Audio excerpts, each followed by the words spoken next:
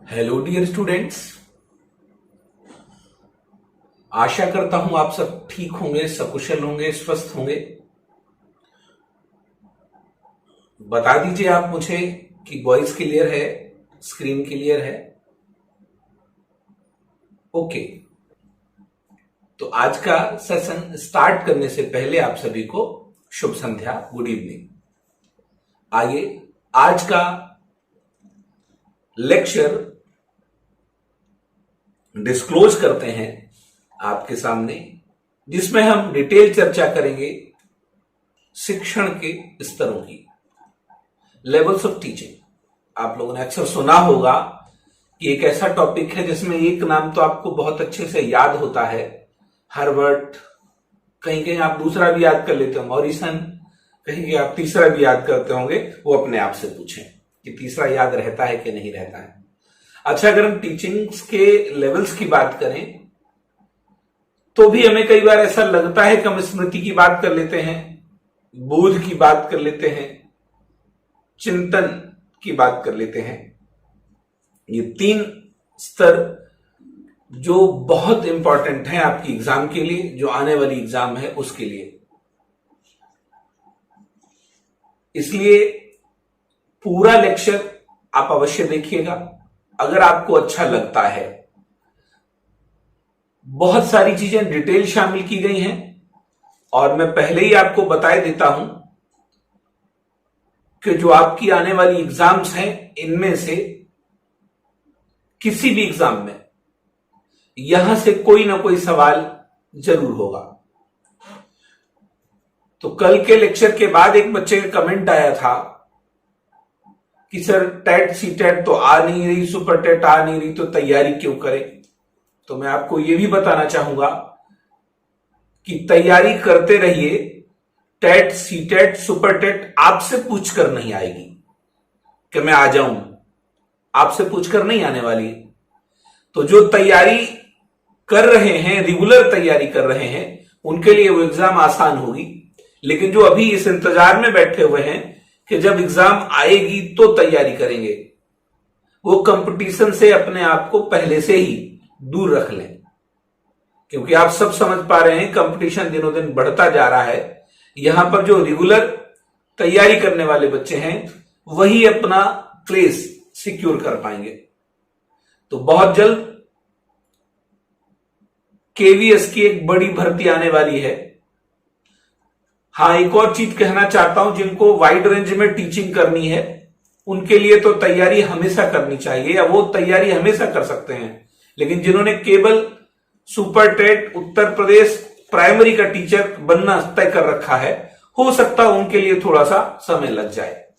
ठीक है, तो अपनी लेंथ बढ़ाइए, ड्रीम बढ़ाइए और सीखिए हमारे साथ थिंक साइकोलॉजिकली पर।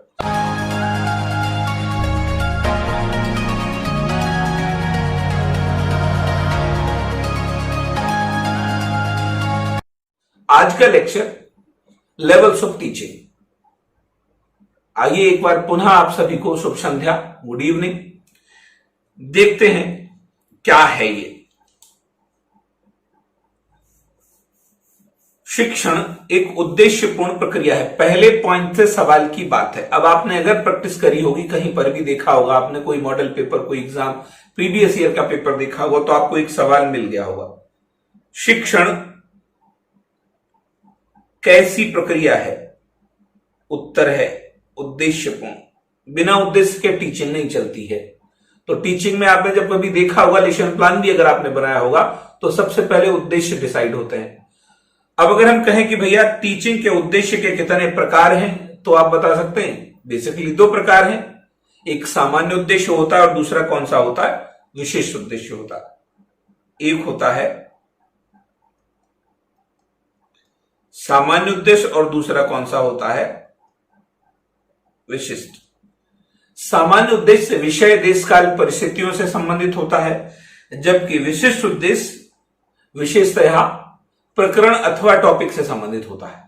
ठीक, तो शिक्षण एक उद्देश्यपूर्ण प्रक्रिया है जिसका उद्देश्य छात्रों के व्यवहारों में वांछित परिवर्तन लाना और अधिक अनुभव प्रदान करना होता है। अब होता क्यों है? ताकि उनका सर्वांगीण विकास हो सके। चाइल्ड सेंटर्ड एजुकेशन, बार बार कह रहा हूं, आपकी चाइल्ड सेंटर्ड एजुकेशन ही है जो सर्वांगीण विकास पर बल देती है, ऑल अराउंड डेवलपमेंट। ठीक है, चलिए नेक्स्ट स्लाइड देखते हैं। उपरोक्त कार्य के लिए कक्षागत परिस्थितियों में, तो शिक्षण की एक खास विशेषता है, शिक्षण हमेशा कैसे होता है? कक्षागत परिस्थितियों में होता है। एक सीखने वाला होता है और एक सिखाने वाला होता है। में शिक्षक एवं छात्र के मध्य परस्पर विचारों का आदान प्रदान होता है। यह विचारों का आदान प्रदान कक्षा स्तर के अनुरूप होता है। तीन चीजें आ रही हैं। कह सकते हो शिक्षण कार्य कक्षागत परिस्थितियों में संपन्न हो रहा है। पहली बात हो गई, कक्षागत परिस्थितियों में एक सीखने वाला होगा, दूसरा सिखाने वाला होगा।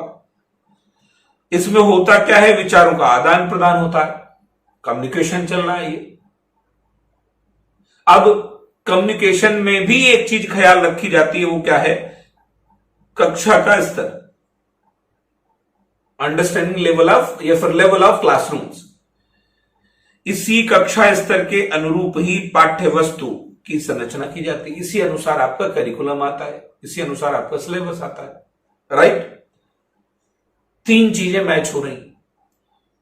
एक तो कक्षागत परिस्थिति में विचारों का आदान प्रदान हो रहा है, दूसरा क्या हो रहा है? कक्षा का स्तर, और तीसरा क्या है? स्तर के अकॉर्डिंग पाठ्य वस्तु। Next slide. पाठ्य वस्तु की संरचना ही विभिन्न शिक्षण लक्ष्यों की प्राप्ति एवं अधिगम अनुभवों के लिए परिस्थितियों के सृजन में शिक्षक की सहायता करती है। अब एक तो पाठ्य वस्तु को संरचना, जिसमें क्या है? विभिन्न शिक्षण लक्ष्य हैं, जिन्हें प्राप्त करने के लिए, जिन्हें सीखने के लिए, अनुभवों के लिए परिस्थितियों के सृजन में शिक्षक की सहायता होती है। तदनुरूप आफ्टर दैट शिक्षक अपने शिक्षण स्तर में परिवर्तन करता है और शिक्षण कार्य करता है। तो पहले तो आपको शिक्षण, कक्षा, कक्षागत परिस्थिति, पाठ्य वस्तु, कक्षा का स्तर, इनको समझना है।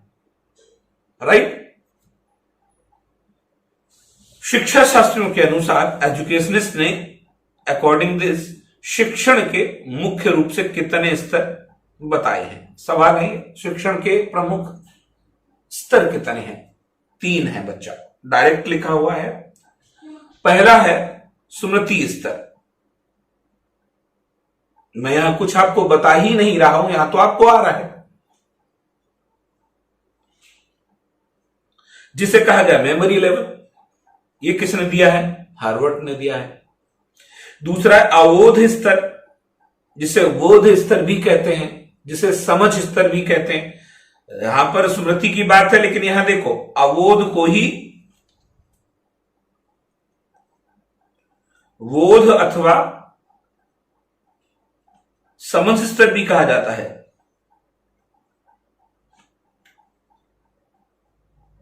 यह किसने दिया? ये मॉरिसन ने दिया है। तीसरा है चिंतनशील स्तर, reflective level, Morris P Hunt ने दिया है। तो अगर हम कहें एक क्वेश्चन ये है, 3 क्वेश्चन ये हैं और 3 क्वेश्चन ये है, एक स्लाइड से कितने सवाल हैं बच्चा? एक स्लाइड से 7 क्वेश्चन हैं। पेपर तो पढ़ा होगा आपने, सुना या नहीं सुना? बताइए।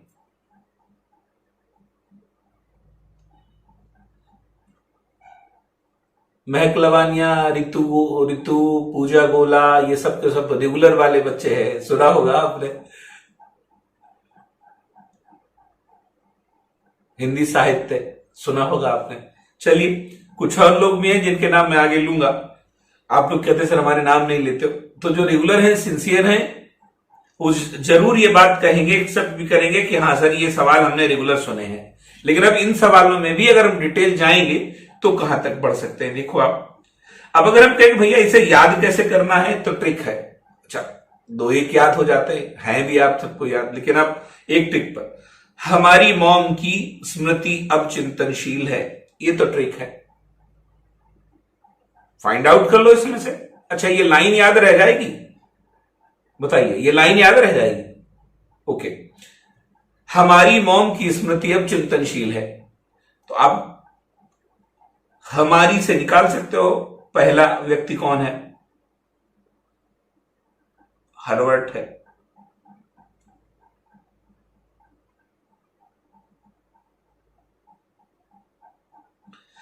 मॉरिसन है,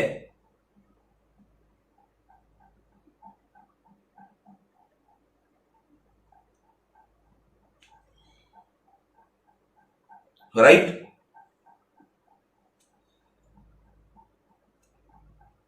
तो एक तो हमने हमारी में ह निकाल दिया, दूसरा हमने मॉरिसन निकाल दिया, और तीसरा भी हम इसी से निकालेंगे, मॉरिस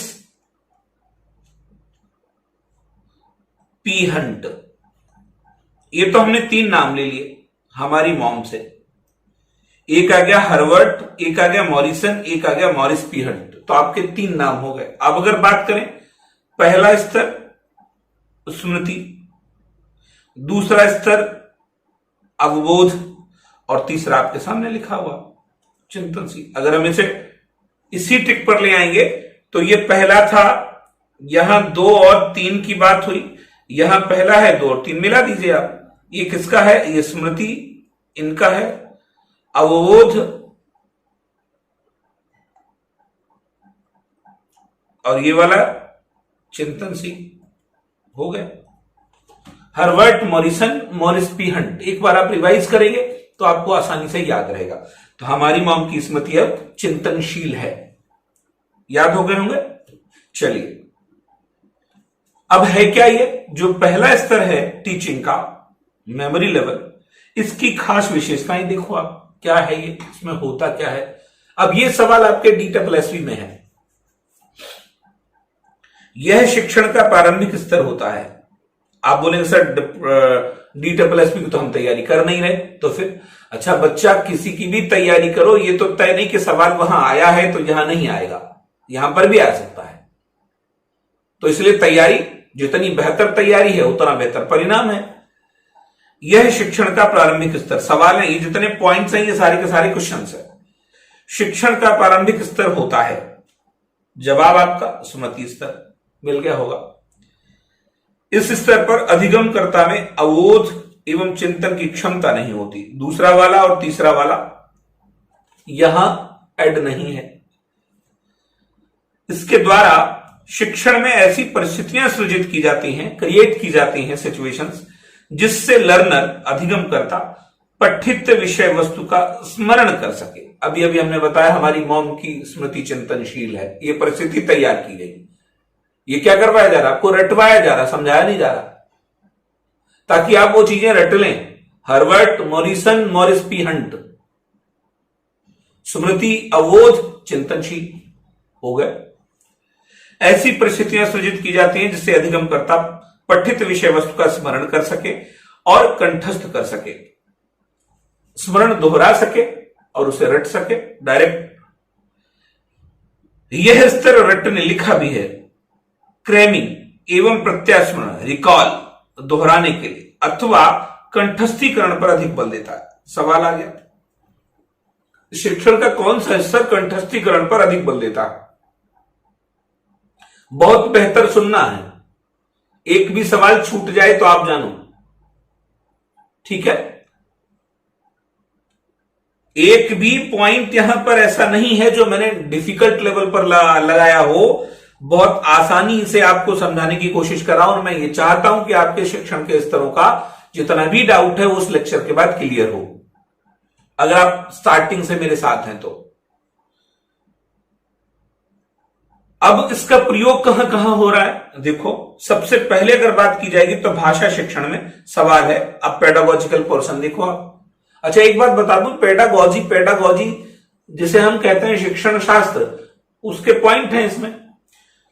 तो भाषा शिक्षण में कहा कविता, श्लोक, शब्दार्थ और उनका प्रयोग, व्याकरण में वर्तनी, सामाजिक विज्ञान में घटनाओं तथा विज्ञान में गणनाओं, सूत्रों एवं सिद्धांतों का शिक्षण स्मृति स्तर पर ही अधिक प्रभावी माना जाता। सारे सवाल आ गए। अब लगा लो, गणित, हिंदी, भूगोल, इतिहास, जो लगाना लगाओ। अगर हम कहें भाषा शिक्षण में किस स्तर का प्रयोग हो रहा है शिक्षण के, तो भाषा शिक्षण में सबसे पहले कौन सा लगाया जाता? कविताएं। देख सकते हो एक छोटा बच्चा इन्फेंसी पीरियड में, आप देखेंगे इन्फेंसी स्टेज में एक छोटा बच्चा गणित के फॉर्मूले रटकर ही बताए जा रहे हैं। अगर आपसे कहा जाए कि डेका 10 किलो 1000 हेक्टो से समझो सवार, दसम डेसी 100 सेंटी है 1000वां भाग मिली, या फिर आप कहते हो काको तोड़ भाग दर्लीनो, ऐसा कुछ करते हो ना, आप बदमाश कहते हो। अगर आपने ऐसा कहा है तो इसका मतलब ये किस पर टिका हुआ? रटने पर टिका हुआ।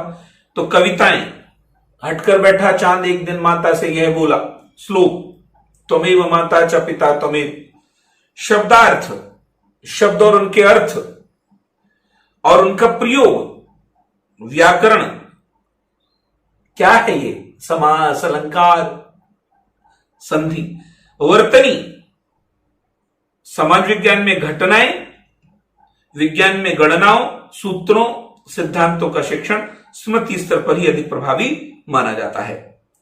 स्मृति स्तर के शिक्षण को स्पष्ट करने के लिए, अब देखो इस स्तर को स्पष्ट करने के लिए, यानी इस स्तर में जो शिक्षण है उसको क्लियर करने के लिए हार्वर्ड ने एक शिक्षण का प्रतिमान प्रस्तुत किया है, जिसे हार्वर्ड का शिक्षण प्रतिमान कहते हैं, model of Harvard Spencer.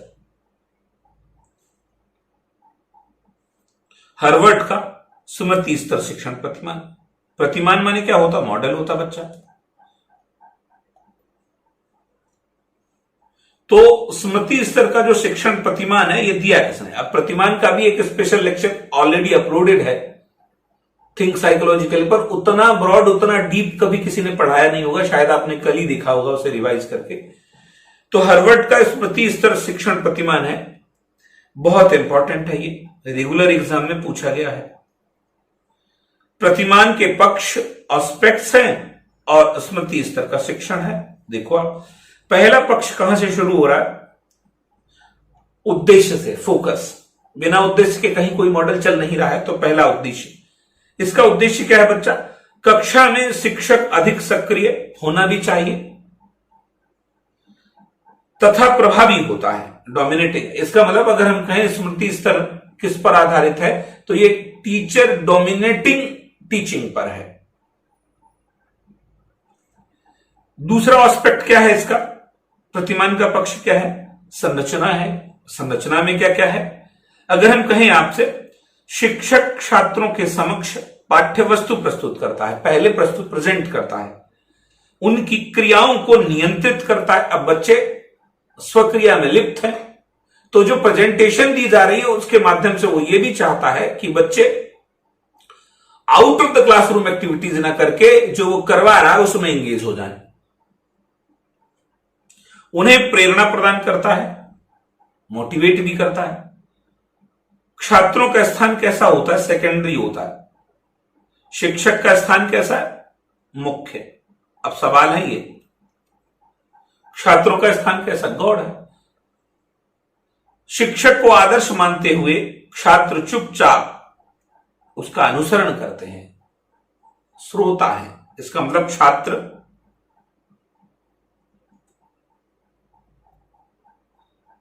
Listeners हैं, राइट? तो दो पक्ष क्लियर हुए, एक उद्देश्य हुआ और संरचना हुई, और इनके अनुसार शिक्षण में ये चीजें आ रही हैं। तीसरा पक्ष देखिए प्रतिमान का, सामाजिक प्रणाली, सोशल सिस्टम। इसका उद्देश्य छात्रों में निम्न क्षमताओं का विकास करना है। कौन कौन सी क्षमताएं हैं? एक तो मानसिक पक्षों का प्रशिक्षण हो। मानसिक पक्ष प्रशिक्षित नहीं होता, तो हम जब मानसिक पक्ष को ट्रेंड कर लेते हैं तो बहुत सारी चीजें आसान हो जाती हैं। अब इसे कैसे कहते होंगे? इसे ऐसे कह सकते हो, क्लासरूम टीचिंग से पहले आपकी जो माइक्रो है वो प्रशिक्षण में एप्लीकेबल है। पक्का प्रशिक्षण तो वही है, तथ्यों का ज्ञान प्रदान करना। अब उसमें जो चीजें हैं उनको समझाना, बताना, सीखे हुए तथ्यों को याद रखना, जो सीख लिया उसे याद भी रखो, तथ्यों का प्रत्यास्मरण, रिकॉल करना, पुनः प्रस्तुत करना, रिकॉलिंग एंड प्रेजेंटेड, रिप्रेजेंट जिसे कहते हो आप, यही स्मृति है। तो सामाजिक प्रणाली का उद्देश्य है कि छात्रों के मानसिक पक्षों का प्रशिक्षण करना, छात्रों को तथ्यों की जानकारी देना, छात्रों को सीखे हुए तथ्यों को याद रखवाना और तथ्यों को प्रत्यास्मरण करके उन्हें पुनः प्रस्तुत करवाना। राइट। अब इंपॉर्टेंट पॉइंट, इस मॉडल के कितने सोपान हैं? देखो आप कितनी बार सवाल पूछा गया।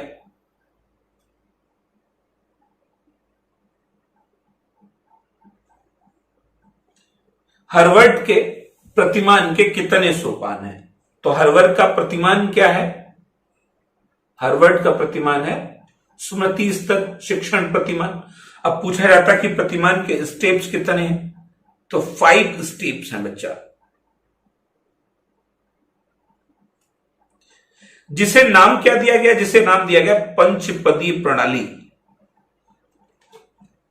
5 स्टेप्स प्रोसेस ऑफ हार्वर्ड। आपसे डायरेक्ट सवाल पूछा जाएगा, शिक्षण की पंचपदी प्रणाली किसने विकसित की या किसके द्वारा दी गई, कौन संबंधित है? तो एक नाम हर्बर्ट स्पेंसर। अब 5 पद कौन कौन से हैं? ये 5 पद हैं जिनका क्रम भी पूछा जाता है, ऑर्डर भी पूछा जाता है। पहला है आपका प्रस्तावना एवं तैयारी तथा उद्देश्य कथन।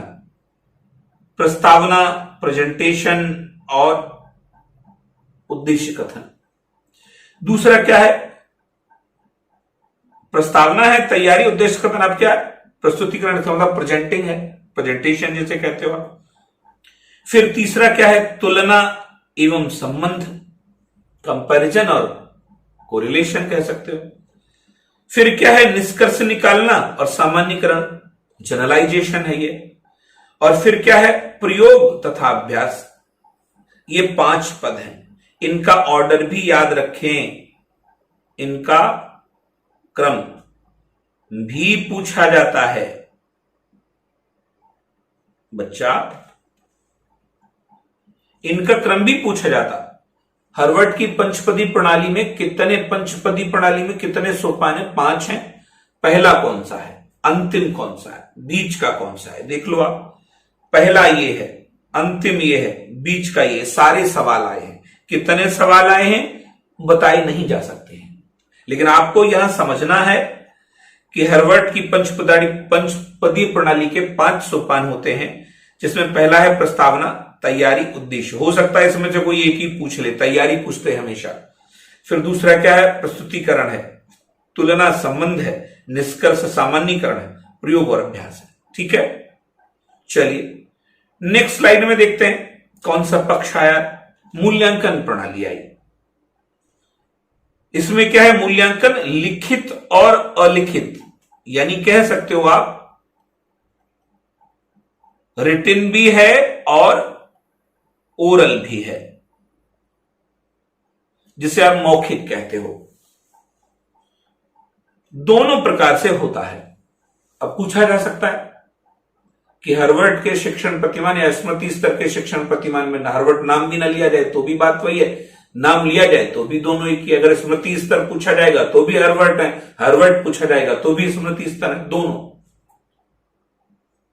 प्रतिमान में मूल्यांकन के क्या प्रकार हैं? सवाल तो ओरल भी है और रिटन भी है।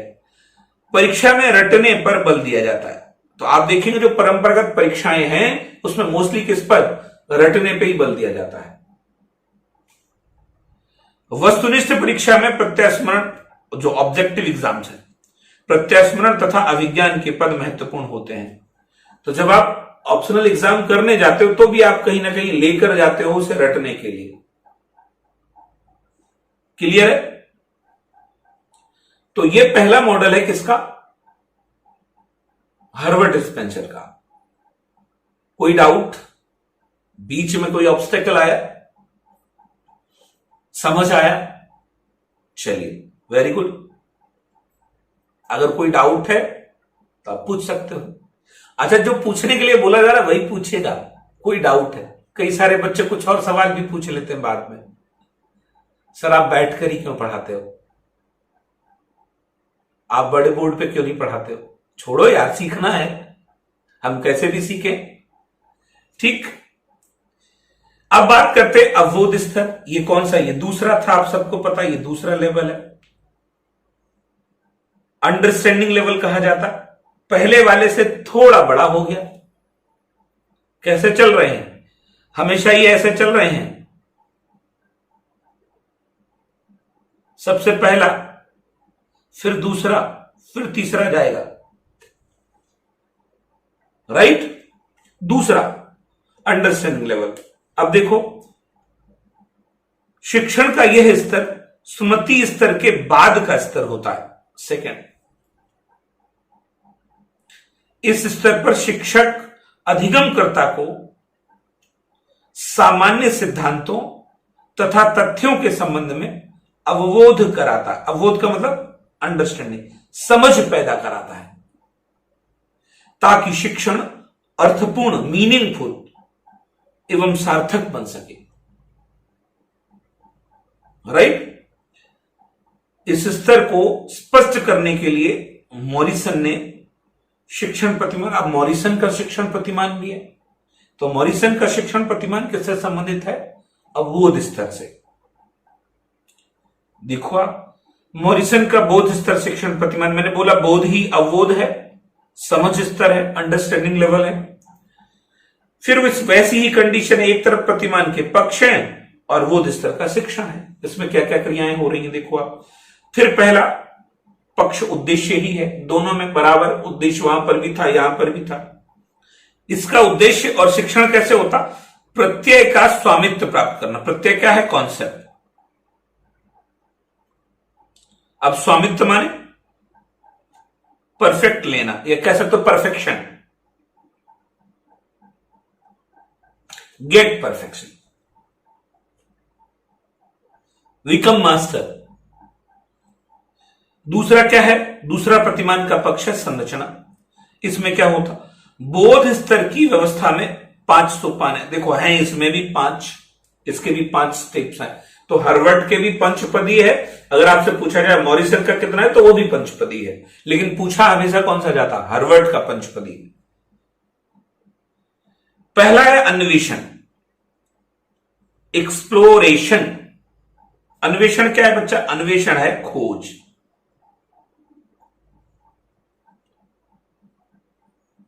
फाइंडिंग्स। दूसरा है प्रेजेंटेशन, प्रस्तुतिकरण। तीसरा है आत्मीकरण, सिमुलेट करना। चौथा है व्यवस्था और पांचवा है स्मृति पठन। ये 5 पद किसके हैं? ये मॉरिसन के हैं। वहां पर भी 5 थे और यहां पर भी 5 हैं। अन्वेषण, प्रस्तुतिकरण, आत्मीकरण, व्यवस्था और स्मृति। एक्सप्लोरेशन, प्रेजेंटेशन, सिमुलेशन, ऑर्गेनाइजेशन और रेसिटेशन। ये किसके हैं? ये है मॉरिसन के। ठीक। तीसरा पक्ष देखिए आप, सामाजिक प्रणाली, सोशल सिस्टम। इसमें क्या क्या होता है? शिक्षक व्यवहार नियंत्रक होता है, छात्रों के व्यवहार को कंट्रोल करता है, एक्टिविटीज को नियंत्रित करता है।